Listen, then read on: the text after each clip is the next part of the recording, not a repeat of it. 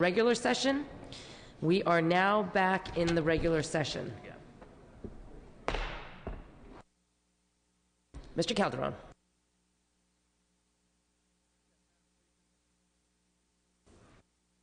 Madam Speaker, members, I request unanimous consent to suspend Assembly Rule 77 to allow the author to take up the following ABs for concurrence in Senate amendments: AB 95 and AB 109 and AB 111.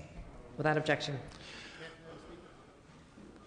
Sorry, Mr. Hagman. I'm sorry. On those particular ones, just going to lump them all together. We do ask for a roll call vote.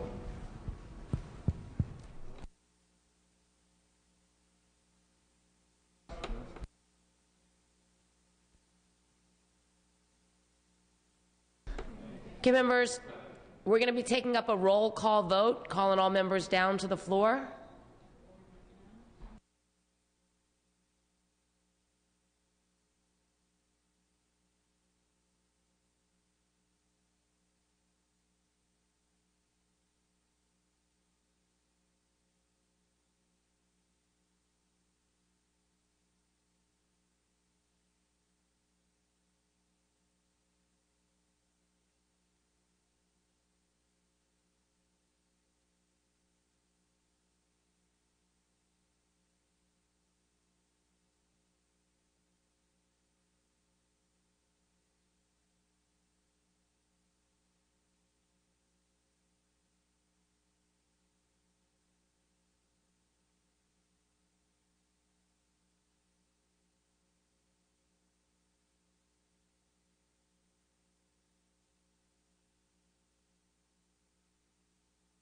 Mr. Calderon. Yes, I'm going to limit my motion to just AB 95, and the motion is to waive the Rule 77, the one-day waiting period to take up measures. Okay, without objection.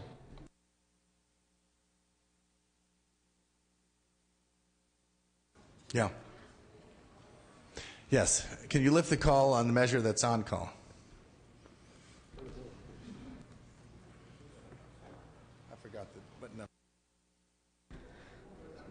Okay, members, SB 70, we're going to lift the call on SB 70. Clerk will post. All members vote who desire to vote. All members vote who desire to vote. Clerk will close the roll, tally the votes. Ayes 51, noes 25. Measure passes.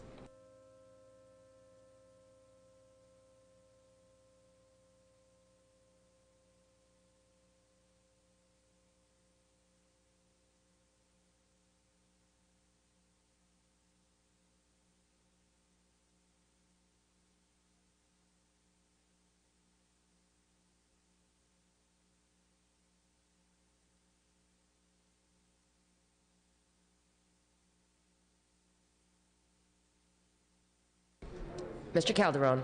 So, also, Madam Speaker, we'd like to waive the rules to allow Mr. Blumenfield to take up AB 95 without reference to file. Without objection.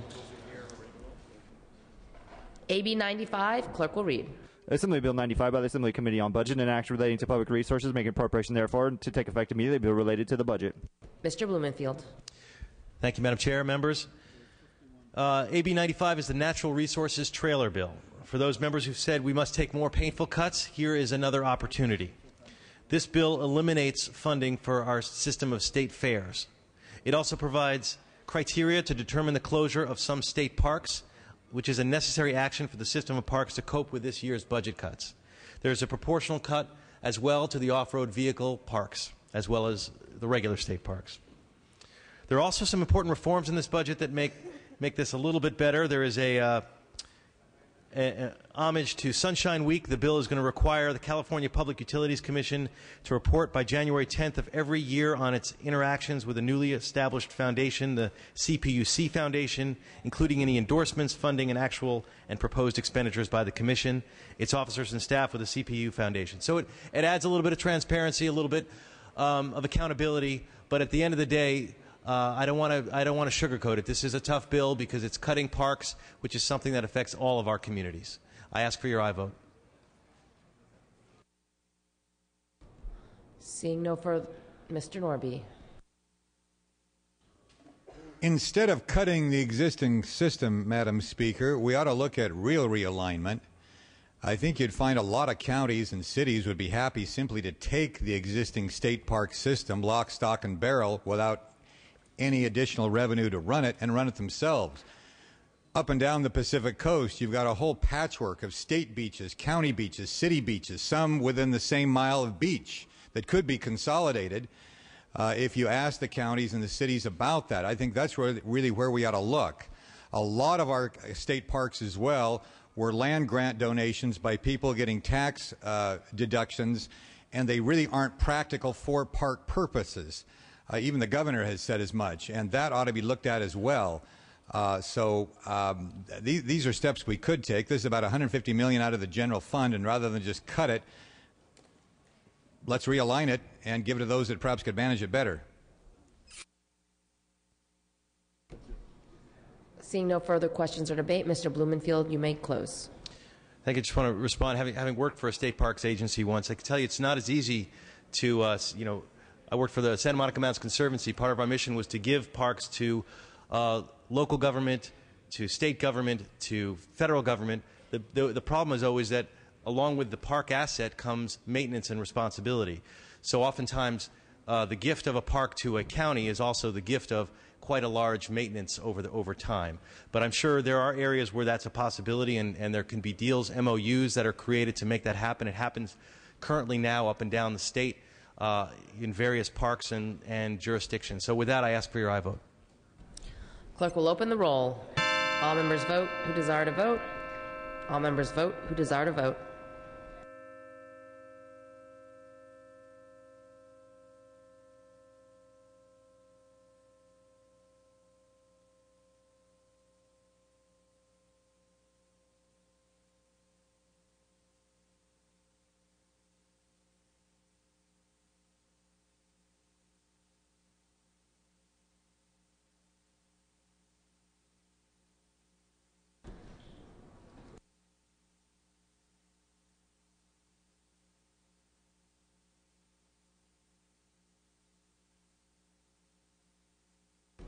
Clerk will close the roll, tally the votes. Ayes 52, noes 25. Senate amendments are concurred in.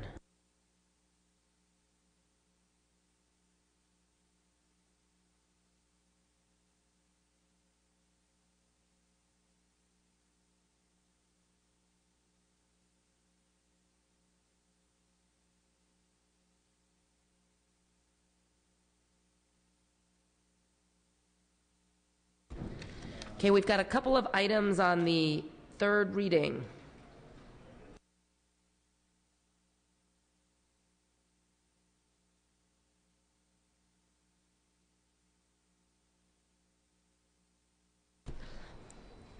File item 9, H.R. 4.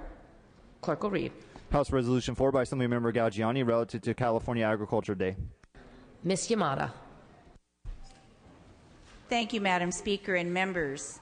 I'm privileged to present H.R. 4 on behalf of our Chair of Agriculture, Kathleen Galgiani, who is actually in chambers, but is deftly managing a ag hearing by Skype in addition to voting. And, you know, I guess we're all used to multitasking, right? H.R. 4 is in recognition of California Agriculture Day, which will be next Wednesday on the 23rd of March. For those of you who have not participated in California Ag Day outside here at the Capitol steps, it is a wonderful display and recognition of all of the wonderful agricultural products that California is able to bring, not only locally through our state, but through the nation. Ladies and gentlemen, ag is one of the major industries in California. There goes Ms. Galgiani, thank you. And one that I can with great certainty say will never leave this state. Ag is an industry that it produces much more than just the local yield. It supports good food and nutrition, not only here, but throughout the world. So I ask that you all support H.R. 4 and remember that every day Farmers and farm workers are toiling to bring the bounty of California to all of our tables. We have a lot of issues in terms of food justice and access to good fruits and vegetables and all that the bounty produces for us. So, Madam Speaker, I ask that the first roll be open for co-authors and urge everyone to recognize agriculture as a very key industry in our wonderful state. Thank you. Mr. Alejo. Thank you, Madam Speaker and members. I rise in support of this House resolution recognizing the critical importance of agriculture in our state. We have 8 of the top 10 ag-producing counties in the nation right here in our wonderful state of California, and I represent the area called the Salad Bowl of the World in the rich Salinas Valley. It is the second largest agricultural district in the state. More vegetables are grown in my district per acreage than anywhere else in the country. Monterey County is the 3rd ranking county in the nation in agricultural production, and it's ranked number 1 in strawberry production in the state.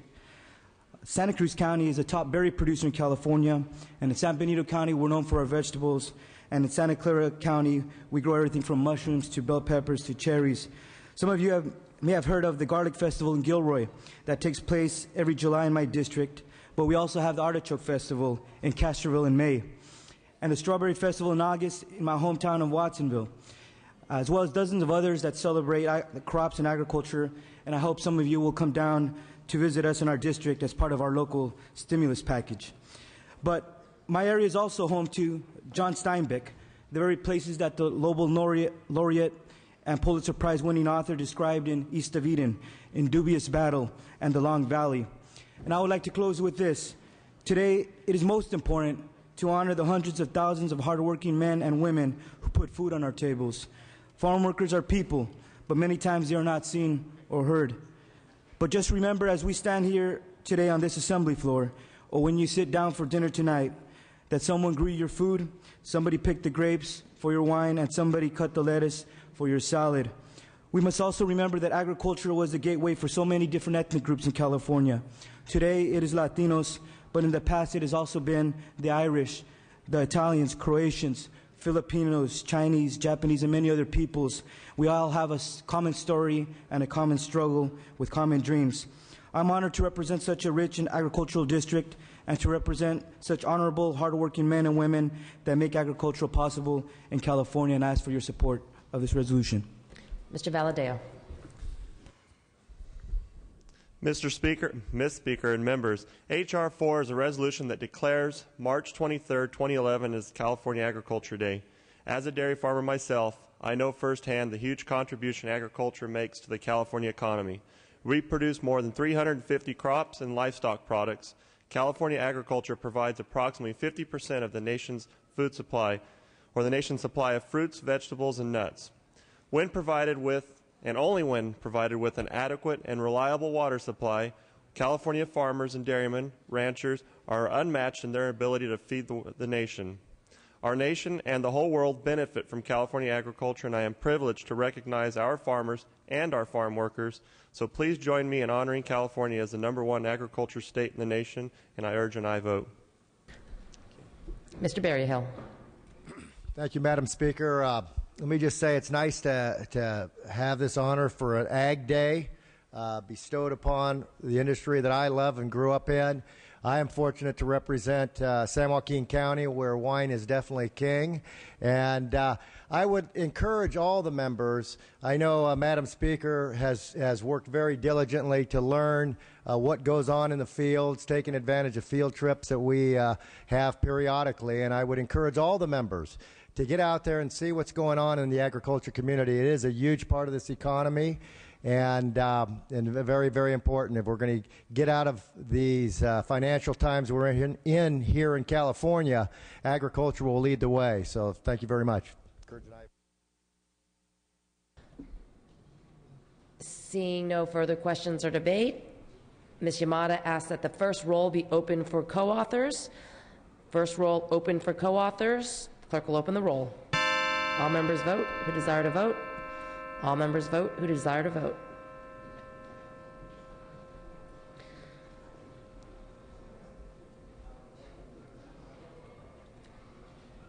Clerk will close the roll, tally the votes.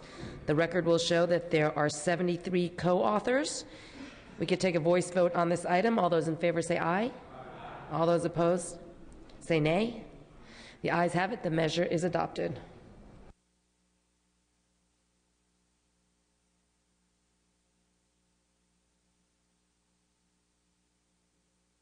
File item 10, ACR 17. Clerk will read. Assembly concurrent resolution 17 by Assemblymember Fong relative to Campus Safety Month.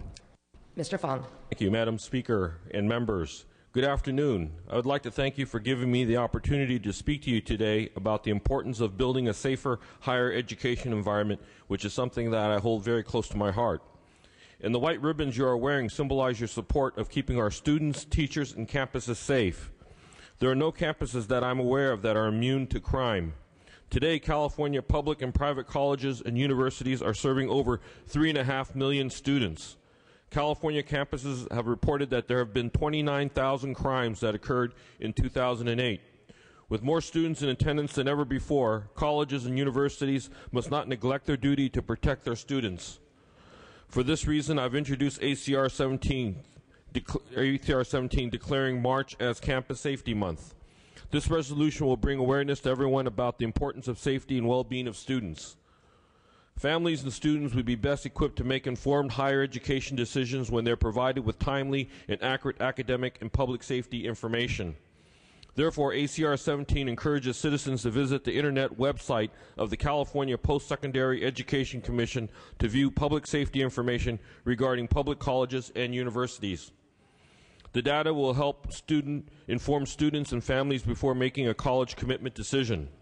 California Coalition Against Sexual Assault has partnered with the California Post-Secondary Education Commission, the UCs, the CSUs, community colleges, and the Association of Independent California Colleges and Universities to promote safe campuses and communities. This partnership will bring cohesion and added transparency to information regarding public safety in colleges and universities. California colleges and universities must make their responsibility of campus safety a top priority. It is my hope that ACR 17 can help these campuses fulfill their commitment to the safety, welfare of students. I look forward and remain committed to working with colleges and universities to continue promoting campus safety in California. I thank you so much for your time, and I ask the first roll be open for co-authors.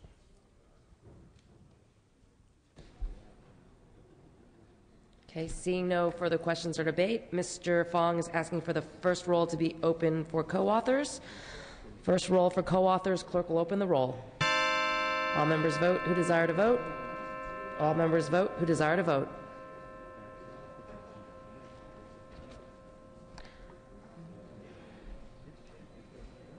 Clerk will close the roll, tally the votes. For the record, there are 69 co-authors. We can take a voice vote on this item. All those in favor say aye. All those opposed say nay. The ayes have it. The measure is adopted.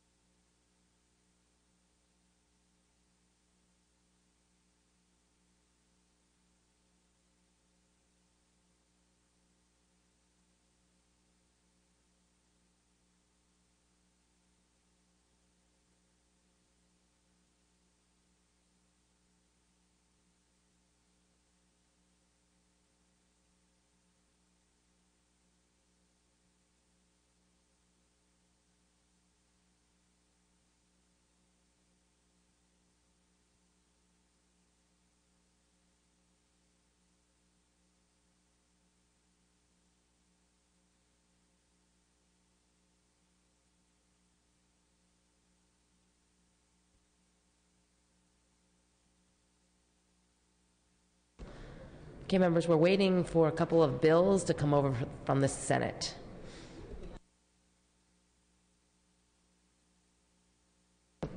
Okay, AB 111 is on your laptops.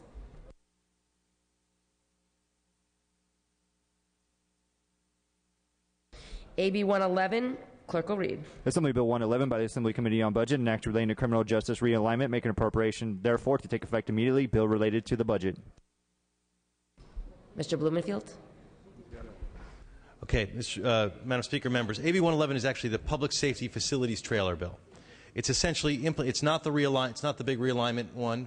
That's a different issue, but it's implementing the governor's public safety realignment proposal. When I convened a hearing about realignment in Los Angeles last month, one of the many points made by our district attorney and our sheriff was that they need more jail capacity to meet any responsibilities under public safety realignment. This need is not unique to Los Angeles County, but it does not. Mr. Calderon. I'm sorry. We need to handle some procedural matters before we can take up 111. We need to waive the one-day waiting period and waive the rules to allow the author to take up the bill without reference to file. Without objection.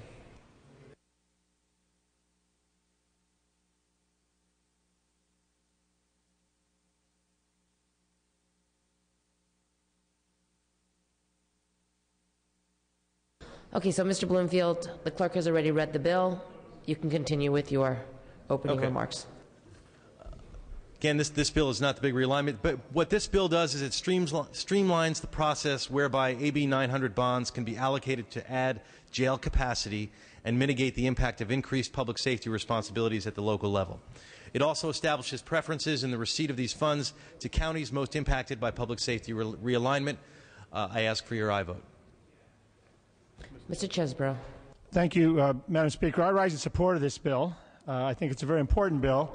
I do want to put a marker on one, I believe, problem with the bill that we need to work on between now and the May revise, and that is that the particular language giving preference to the counties with the largest percentage of inmates, I think, risks creating two categories, the haves and the have-nots. And it needs to be more like a sliding scale, so that certainly the formula for distributing the money should be based on where the greatest impact is, but it should not simply say that preference be given to those with the most admittance to the criminal justice system. So I'm just putting a marker on that so that we can try to fix it in the May revise. I urge your aye vote. Ms. Grove. Thank you, Madam Speaker. I have a problem with this bill only right here because it says that the language in this bill is prevents things from becoming effective unless we pass the realignment bill. Since the realignment bill has not been before us yet, I don't think it's proper to take a vote on this bill. Thank you.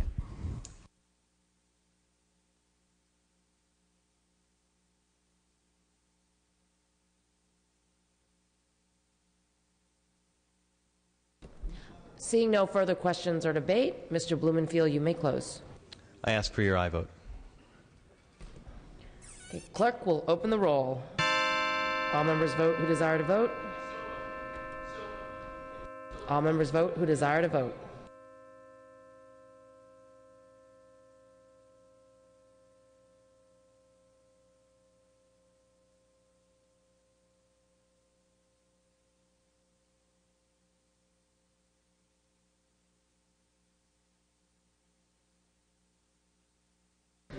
Clerk will close the roll, tally the votes. Ayes 52, noes 23. Senate amendments are concurred in.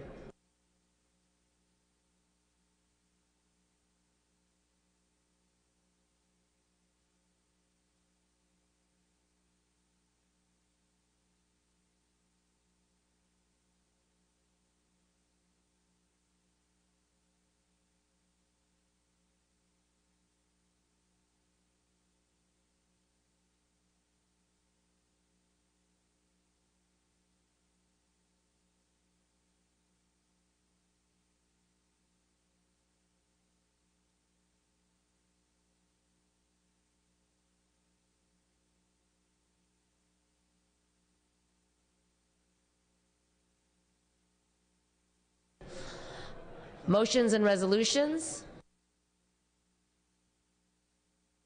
Mr. Speaker. Members, I rise to pay recognition to one of our own who will shortly deploy to Afghanistan. Assemblymember Gurel has answered the call of duty and will once again don our nation's uniform in defense of the United States. I know every member here is praying for a swift and safe return from duty. Certainly, all of us are privileged to serve our state during this momentous period in California's history. And certainly we often have honest disagreements about the various policies that we debate on this floor. But moments such as these remind us that the ties that bind our nation and our state are far stronger than the issues over which we clash from time to time. As Lieutenant Commander in the United States Navy, Mr. Gurel will be deployed to Afghanistan, where he will serve alongside men and women from all backgrounds, from every walk of life, including many of our own constituents. In doing so, he'll be honoring a tradition as old as our republic, that of citizen soldier, one who pledges his life, his fortune, his sacred honor in defense of our country. We are going through a difficult era in our history. 2 wars abroad and a battered economy here at home. The issues that we are called upon to address are complex and difficult. But no matter the issue, we all recognize that we first and foremost are Americans. We're patriots, and we're servants to the people of this great state and this country.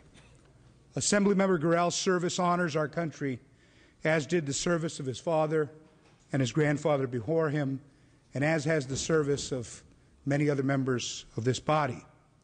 And it's that service that he's not alone.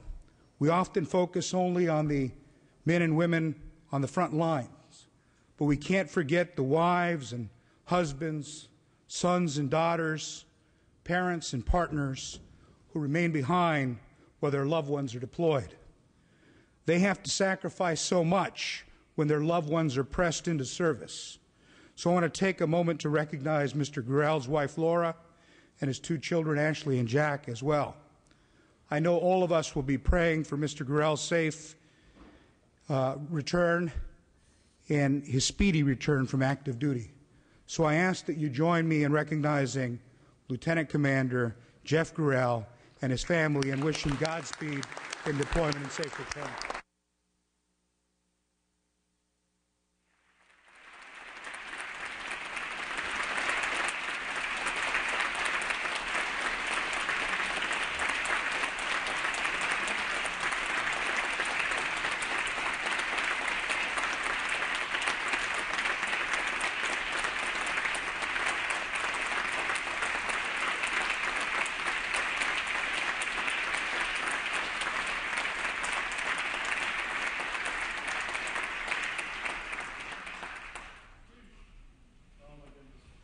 Mr. Gurel. Thank you, Mr. Speaker, and members and friends. I have an opportunity to stand, rise before you today and say thank you and goodbye for a while. Tomorrow at 7:30 in the morning, I report for a 1-year tour of duty in Afghanistan, and I'm proud to do it. I'm a 3rd-generation naval officer. So for 75 years, Gurel's been deploying in the Pacific to fight imperialism, and in Europe to fight fascism, in Asia to fight communism, and now to fight terrorism. So it's in our blood, it's in our culture, it's in the culture of my family, and so I'm prepared to do it, and I'm honored to do it. I am also really proud to stand along so many other citizen soldiers and farmers, cops, and electricians and plumbers, standing in support of freedoms all over the world as citizen soldiers, public policy makers, or any other citizen soldier doing their duty and hopefully coming home safe, and hoping that whatever we do there, whatever our impact is, that we're somehow effectuating the speedy return of all of our other brothers and sisters in uniform, if not just by one day. I know that you you vote, and before you do, you decide what's in the best interest of your district in the state of California. I'm going to ask you to do something a little unorthodox while I'm gone. I'm going to ask you to consider the great people of the 37th Assembly District who are also sacrificing to allow me to go overseas for a year. They're great folks, and they are sacrificing as much as anyone else. So as you push that button, I hope you'll consider those people back at home on the Central Coast who for a short while will go without their representative, but who have shown nothing but support for me and my family.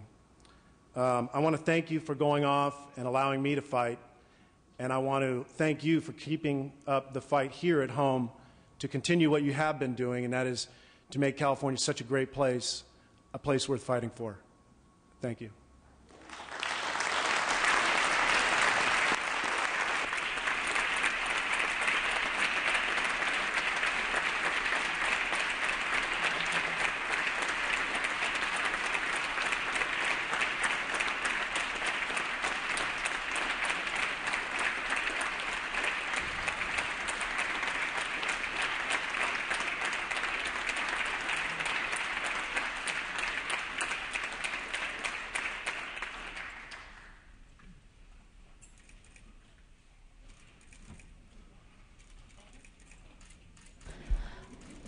Okay, we're still waiting for the Senate to send over a bill.